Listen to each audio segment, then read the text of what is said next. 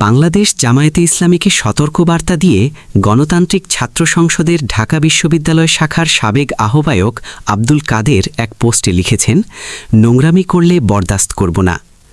শনিবার ২১ ফেব্রুয়ারি বেলা ২টা ২০ নিজের ফেসবুক অ্যাকাউন্টে একটি ছবি সংযুক্ত করে দেওয়া পোস্টে তিনি এ মন্তব্য করেন।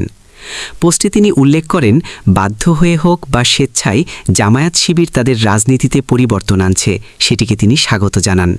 তবে তিনি দাবি করেন, মানবিক আশ্রয়ের বিপরীতে জোরপূর্বক দখলদারিত্বের প্রবণতা পরিহার করতে হবে।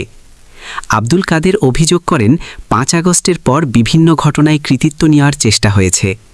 আবরার ফাহাদের আত্মত্যাগ থেকে শুরু করে ৫ আগস্টের বিজয়সহ নানা ঘটনার কৃতিত্ব নিজেদের হিসেবে প্রতিষ্ঠার চেষ্টা করা হয়েছে বলেও তিনি মন্তব্য করেন। পরিবর্তনের সুর তুলে যদি দখলদারিত্বের রাজনীতি চালিয়ে যাওয়া হয়, তবে তা কোনোভাবেই বরদাস্ত করা হবে না। রাজনৈতিক পরিবর্তনের মিছিলে সবাইকে স্বাগত জানানো হলেও মিথ্যাচারকে কোনোভাবেই প্রশ্রয় দেওয়া হবে না বলে তিনি স্পষ্ট করেছেন। গোলাম আজমকে ভাষা সৈনিক বানানোর চেষ্টা একটি জঘন্য মিথ্যাচার।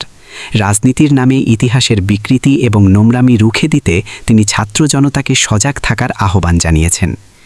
একসময় যা ছিল নিষিদ্ধ, আজ তাতেই অতিরিক্ত ভক্তি দেখানোকে আব্দুল কাদের জামায়াতের রাজনৈতিক দিগবাজি হিসেবে বর্ণনা করেছেন।